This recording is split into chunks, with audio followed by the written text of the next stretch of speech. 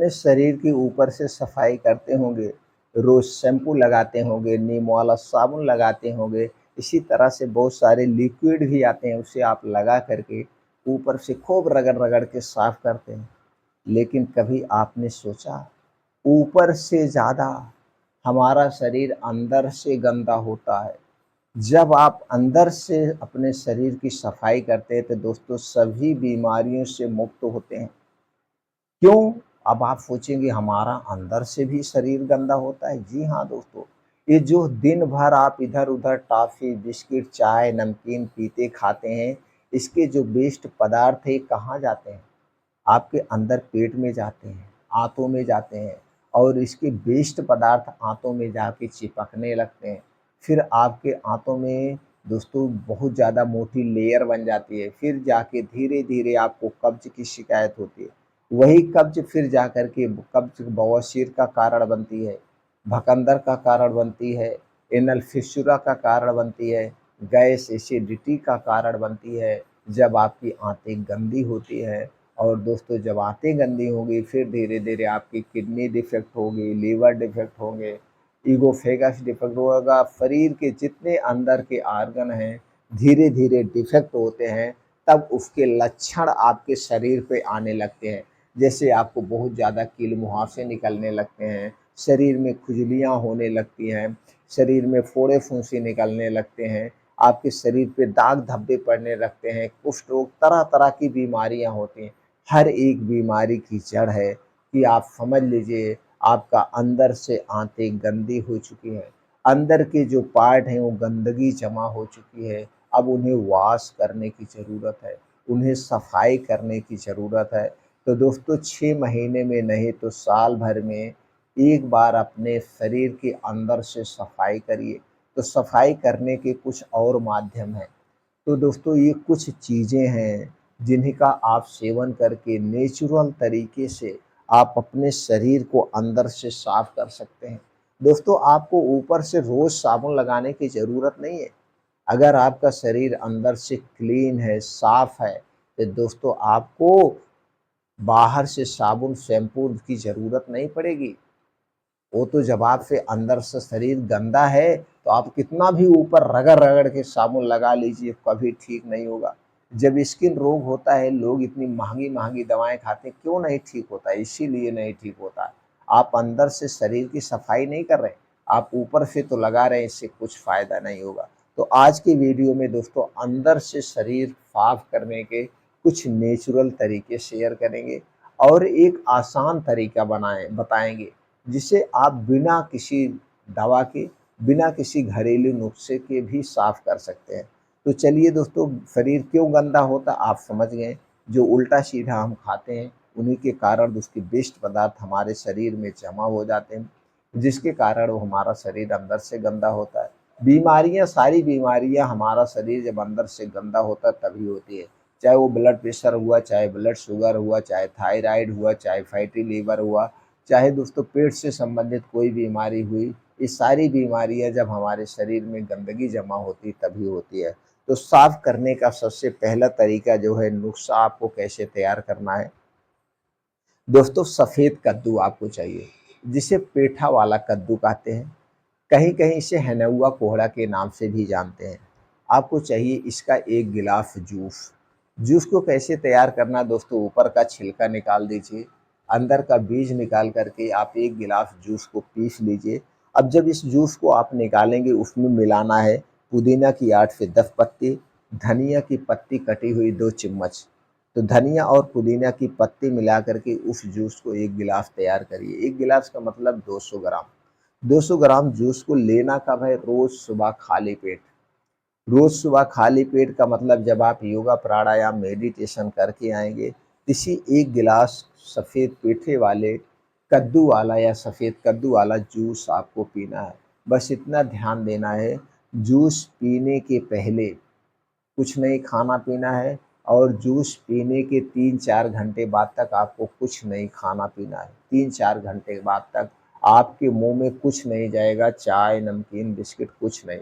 3-4 घंटे तक ये जूस आपके अंदर के ऑर्गन की, लीवर की, किडनी की, सबकी साफ-सफाई का काम करेगा। कितने दिन तक आपको ऐसे करना है? दोस्तों अगर आपके शरीर में कोई बीमारी नहीं है तो लगातार 1 हफ्ते करिए, 6 महीने में 1 हफ्ते इस जूस का प्रयोग करिए कम से कम। अगर आपका ब्लड प्रेशर, ब्लड शुगर ऐसी कोई बीमारी है तो आप इसे 21 दिन या 3 महीने ले सकते हैं। लेकिन उस कंडीशन में आपको किसी आयुर्वेद डॉक्टर के संपर्क में रहना पड़ेगा, अपना ब्लड प्रेशर बीच-बीच में चेक कराना पड़ेगा, कोलेस्ट्रॉल चेक कराना पड़ेगा, इसके लिए आपको उनके संपर्क में रहना पड़ेगा। दूसरा तरीका है दोस्तों है लौकी का जूस। तो जैसे आपने सफ़ेद पेठी का जूस निकाला, सेम उसी तरह से लौकी का जूस निकाल सकते हैं। उसमें भी पुदीना और धनिया की पत्ती आपको मिलाना है। तो दोस्तों पहला तो तरीका आप अपना सकते हैं, अगर कद्दू मिल रहा है तो सफ़ेद पेठे का कद्दू का प्रयोग करिए। अगर कद्दू नहीं मिल रहा है तो लौकी सब जगह हमेशा मिलती है, तो आप लौकी का जूस पीजिए, दोनों में से कोई एक जूस लीजिए। तो लौकी का जूस भी दोस्तों 7 दिन से 21 दिन लीजिए। अगर कोई बीमारी है, जैसे ब्लड प्रेशर बढ़ा है, ब्लड शुगर बढ़ा है, तो उस कंडीशन में आप दोस्तों किसी भी आयुर्वेद डॉक्टर के संपर्क में रह करके 3 महीना आप लीजिए। क्योंकि लौकी का जूस जो है दोस्तों कभी-कभी ब्लड प्रेशर को एकदम डाउन कर देता है, कभी-कभी शुगर को एकदम डाउन कर देता है। तो जब आपका ब्लड प्रेशर और शुगर डाउन हो जाए, तो ब्लड प्रेशर डाउन हो जाए तो दोस्तों आप नमक, चीनी, नींबू का घोल पी लीजिए, वो नॉर्मल हो जाएगा। अगर शुगर डाउन हो रहा है तो दोस्तों आप कोई मीठा लेंगे या मीठा शरबत पी लेंगे तो आपका शुगर नॉर्मल हो जाएगा। इसलिए लंबे समय तक लेने के लिए आपको आयुर्वेदिक डॉक्टर के संपर्क में रहना पड़ेगा। नहीं तो 3 से 4 दिन ऐसे दोस्तों तीसरे चौथे महीने ले करके अपने आंतों को डिटॉक्स कर लेना चाहिए, अंदर के शरीर को डिटॉक्स कर लेना चाहिए। तीसरा जो सबसे आसान और सरल है दोस्तों, नेचुरल है, इसका कोई साइड इफ़ेक्ट नहीं है, इसे किसी भी डॉक्टर के संपर्क में नहीं लेना है, वो है मुनक्का और पानी।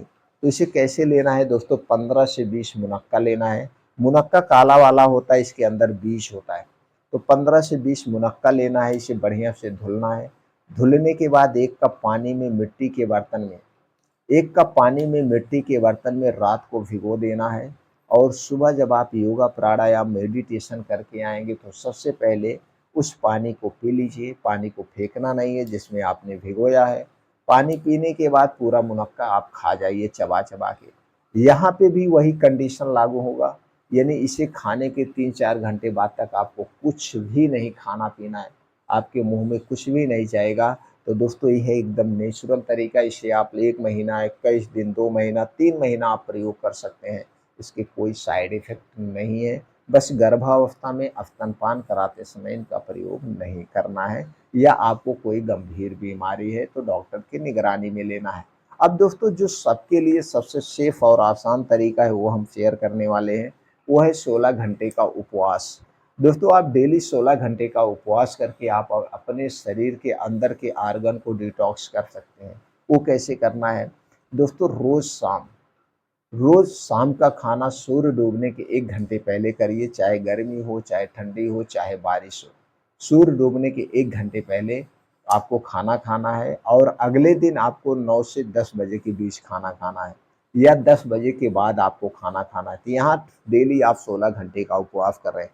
इस 16 घंटे उपवास के सबसे बड़ा फ़ायदा जो है, दोस्तों जो आपने खाना रात को खाया है 6 बजे, मान लीजिए सूर्य डूबता है 6 बजे, तो आपने खाना 6 बजे खा लिया है या 5 बजे खा लिया है, तो दोस्तों यह खाना एकदम हल्का सुपाच्य होगा, यानी सिर्फ़ सब्ज़ी रोटी लेना है, आधा पेट खाना है। तो यह खाना 8 से 9 बजे तक आराम से डाइजेस्ट हो जाएगा, पच जाएगा, यानी 10 बजे तक आपका खाना ये पच जाएगा। अब जब 10 बजे आप सोने जाएँगे, तो दोस्तों आपका खाना पच गया है और आपके शरीर को पूरा समय मिल गया है वो डिटॉक्सिफ़ाई करने का। अब आपका शरीर अंदर से साफ-सफाई का काम करेगा। जैसे दोस्तों उदाहरण के लिए मान लीजिए रोड की सफाई करना हुआ, तो रोड की सफाई तभी की जा सकती है जब दोनों तरफ से गाड़ियाँ बंद कर दी जाएगी, आवागमन बंद कर दिया जाएगा। उसी तरह से जब आप खाना बंद करते हैं, तब आप अपने शरीर को वो अंदर से क्लीन करता है, डिटॉक्सिफ़ाई करता है। और 16 घंटे का उपवास करके, ये 16 घंटे का उपवास सबके लिए है दोस्तों। इसे आप हमेशा कर सकते हैं, पूरी ज़िंदगी आप 16 घंटे का उपवास रखिए, आपका अंदर से शरीर गंदा ही नहीं होगा। इसके कई फ़ायदे हैं। दोस्तों जब आप 16 घंटे का उपवास करते हैं तो सबसे पहले आपके शरीर अंदर से अपने आप को डिटॉक्स करते हैं। दूसरा फ़ायदा, जब शरीर का टेम्परेचर कम हो जाता है उपवास के कंडीशन में, तो आपका शरीर अपनी बीमारी को ठीक करता है। तीसरा सबसे बड़ा फ़ायदा है दोस्तों, जब आप सूर्य डूबने के पहले खाना खाते हैं, तो दोस्तों ये खाना आपका डाइजेस्ट हो जाता है। रात में जो बीमारियाँ होती हैं, जैसे रात में पेट का फूलना, गैस कब्ज़, एसिडिटी का होना, हार्ट अटैक, बीपी का बढ़ना, ये सारी बीमारियाँ आपको नहीं होगी। ये सारी बीमारियाँ जब आप देर रात खाना खाते हैं और भर पेट खाना खाते हैं और जल्दी सो जाते हैं, तो वह खाना पचता नहीं है, वह खाना सड़ने लगता है, जिसके कारण ये बीमारियाँ होती हैं। रात के समय में हमारा पाचन तंत्र स्लो हो जाता है। इसलिए दोस्तों 16 घंटे का उपवास करके आप अपने शरीर को निरोगी बना सकते हैं।